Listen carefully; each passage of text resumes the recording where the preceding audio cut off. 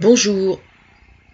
Euh, pour ceux qui ne seraient pas encore au courant, je suis la conseillère de François Hollande depuis le début de son élection. Bon, j'ai déjà expliqué dans une autre vidéo, mais bon, je vais donc recommencer. En fait, c'est moi qui suis responsable du fait que Eva Joly se soit présentée au présidentiel. Et comme mon histoire commençait à faire pas mal de bruit, quand François Hollande a été élu, il a suggéré que je cautionne sa politique, puisque effectivement ça correspondait. Moi je suis écologiste d'abord, mais je suis socialiste ensuite.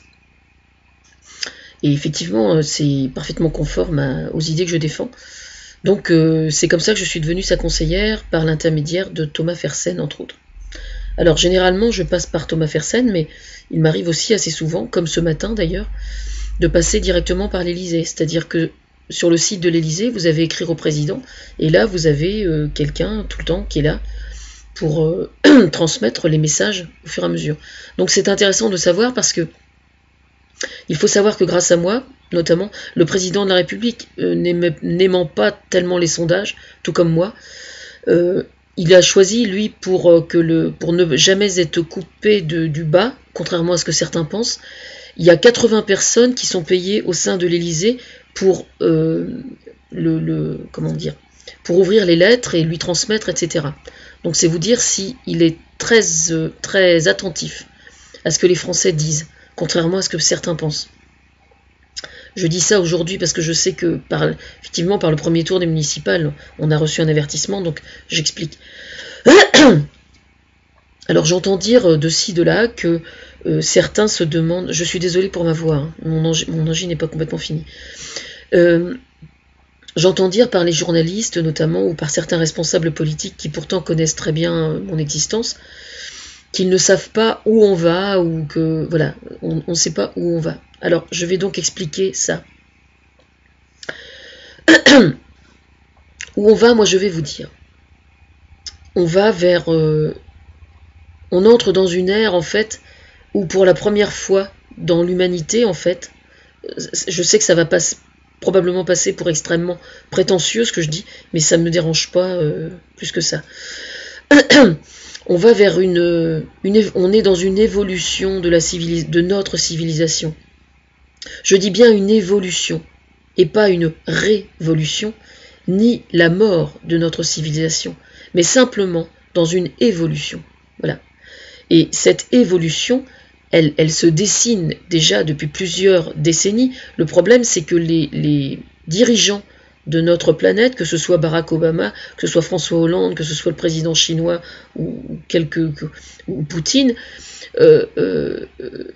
ils ont plus confiance maintenant que je suis là, moi. Ils me suivent, moi, parce que précisément, je perçois des choses avant tout le monde.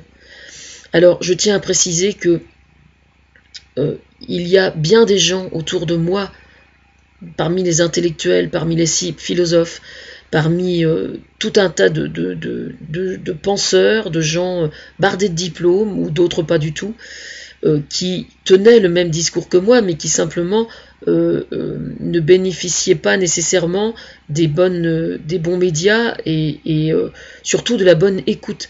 Alors le problème, certains évidemment souvent étaient édités, parce que je pense à des gens comme Hubert Reeves ou Nicolas Hulot, enfin je parle de ceux qui sont proches de nous évidemment, en France, mais s'ils bénéficiaient des médias, ce qui est déjà pas mal. Enfin, Hubert Reeves pas tellement, mais Nicolas Hulot, oui, il a quand même été très médiatisé. Le gros problème, c'est qu'il manquait la connexion, en fait, entre tous ces gens qui voyaient clair, je pense à l'écologie, bien évidemment, et le pouvoir politique. Or, il se trouve que moi, je suis arrivée, donc, depuis quelques années maintenant, et que cette jonction entre le politique et ces gens-là, c'est moi qui détiens ce chaînon manquant, d'une certaine façon. Voilà. Et en ce sens, c'est extrêmement important d'en avoir conscience. Alors, sous mon impulsion, donc évidemment, je suis du coup l'inspiratrice d'énormément de choses, mais si je suis l'inspiratrice d'énormément de choses, que ce soit sur le plan culturel, mais aussi sur le plan scientifique, philosophique, sur les sciences humaines et tout ça, je tiens à signaler que je ne fais que poser le doigt sur des tas de choses qui ont déjà été montrées et démontrées et expliquées par ces gens-là, justement. Moi, je ne fais que la jonction. En fait, je suis une corde entre les deux, quoi, entre le politique et tout le reste, et tous ces gens qui voyaient. Voilà, ça c'est une chose. Alors, où nous allons, je suis donc en train d'expliquer que nous allons vers une civilisation qui assume enfin son évolution, justement. Et la crise que nous connaissons aujourd'hui d'ordre politique vient justement du fait que le grand public n'a pas conscience de ça, en grande partie. Voilà. Quand je vois, par exemple, certains chômeurs qui sont complètement paumés parce qu'ils ne trouvent pas de travail, chose que je peux parfaitement comprendre, il y a une chose absolument fondamentale qu'il va falloir que tout le monde imprime vraiment, c'est que si le travail est une chose effectivement extrêmement importante, les gens doivent comprendre que la valeur travail n'est pas la seule valeur qui constitue ce qu'est un individu. Je dis ça parce que c'est extrêmement important, parce que ça ne veut pas dire pour autant que... Alors évidemment, j'imagine que tous les gens, la génération de Gaulle, etc., les vieux, doivent lever les yeux au ciel. Qu'est-ce que c'est? On remet en cause la valeur du travail. Je suis parfaitement consciente que je choque en disant cela. Mais moi, si je passe 3 heures à travailler dans mon jardin, est-ce qu'on est en droit de considérer que c'est un travail? Est-ce que on est en droit de considérer que c'est un loisir? Quelqu'un qui a une vie associative et qui va passer 3-4 heures par semaine, tous les après-midi, au téléphone, à tenir la main à des gens qui sont tout seuls, il n'est pas rémunéré, il n'est pas reconnu. Est-ce que c'est un travail? Est-ce que c'est un loisir? Est-ce que c'est un hobby? La définition même du mot travail, dans l'esprit de certains, n'est que le fruit d'un travail donné, reconnu socialement avec un bulletin de salaire, alors qu'en fait, il y a une multitude de gens dont je fais partie, qui travaillent effectivement et qui sont extrêmement utiles à la société et qui pourtant ne bénéficient d'aucune reconnaissance sociale de leur activité. Alors pour pallier à ça, justement, j'ai un projet de statut de travailleur bénévole. Justement, c'est extrêmement important parce que ce statut de travailleur bénévole va permettre justement à des tas de gens qui vivent très mal le fait d'être au chômage, de le vivre mieux. Alors vous me direz, oui, mais ça ne paye pas les factures. Je suis parfaitement d'accord. Mais toutes ces choses-là sont déjà travaillées en partie. Voilà.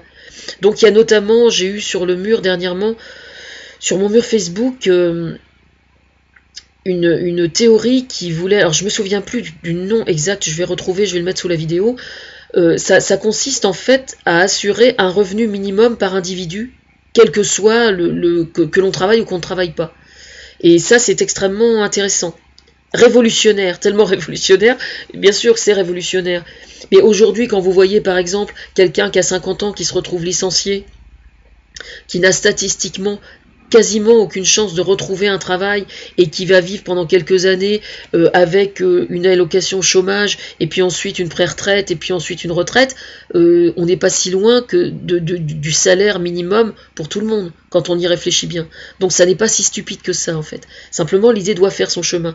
Mais là où c'est révolutionnaire effectivement, c'est que ça modifie un peu, enfin beaucoup, comment dire, l'a priori qu'on a sur la valeur travail. Alors, notamment par rapport à ça, justement, moi, ce qui m'avait énormément interpellé, parce que c'est là que réside le problème, justement, c'est qu'aujourd'hui, par exemple, moi j'ai 3 filles qui ont entre 25 et 30 ans.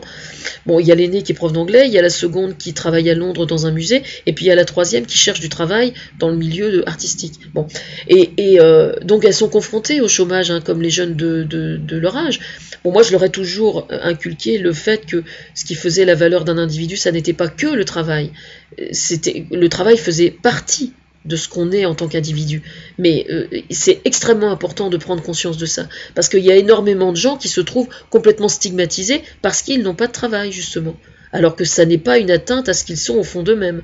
Mais malheureusement, le système est fait de telle sorte que, justement, ça pose effectivement un problème. Donc moi, alors moi je suis notamment responsable de plein de choses qui ont été faites au niveau bancaire sur le plan national, mais aussi sur le plan européen et mondial aussi. Donc en fait, ça c'est extrêmement important parce que justement les mesures qui ont été prises dernièrement pour soutenir les chômeurs au niveau de leur allocation, c'est inspiré par moi justement, pour qu'ils ne soient pas fragilisés.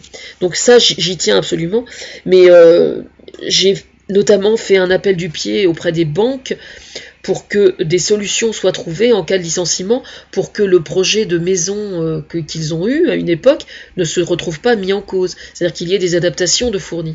Et en fait, cette nouvelle civilisation dans laquelle on est en train d'entrer depuis plusieurs décennies et que Sarkozy et ceux qui ont précédé avant ont tout simplement avancé. Le gros problème, en fait, le gros piège, c'est le capitalisme, le capitalisme, moi j'appelle ça le capitalisme outrancier. Voilà. Ça veut bien dire ce que ça veut dire. C'est-à-dire gagner du pognon uniquement pour gagner du pognon.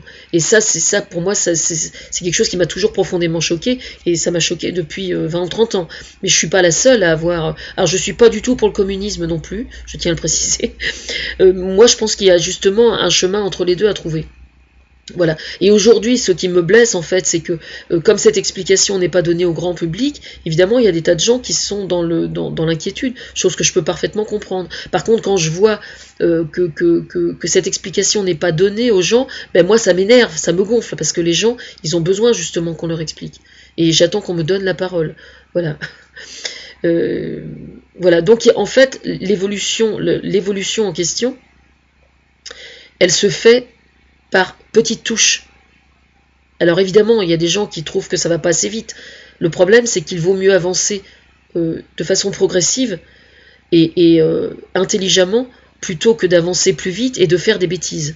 Voilà, pour ne pas dire des conneries. Donc c'est pour ça que c'est important.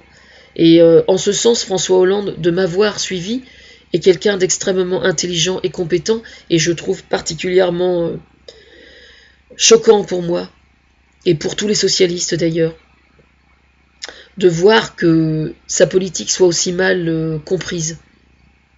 Parce que moi je suis pour un capitalisme à connotation humaine, hein, et s'il y a beaucoup de choses qui ont été bougées au niveau des lois depuis que François Hollande est au gouvernement, j'en suis moi en grande partie responsable. Mais malheureusement, il n'y a que les politiques qui me suivent, qui comprennent ce que je veux dire, et le grand public ne le sait pas encore. Mais je suis prête à prendre la parole dès que ce sera nécessaire. Je vous recommande d'aller voir mon forum de Françoise Niel-Aubin. Et ce que je vais faire, c'est que je vais poser dans le commentaire de cette vidéo tous les liens qui expliquent vraiment ça, précisément. Voilà. Bonne journée à tous. Je précise que j'ai envoyé un mail au président de la République ce matin pour lui expliquer que je ferai cette vidéo, justement, pour accompagner ce qu'il est en train de faire, c'est-à-dire le remaniement.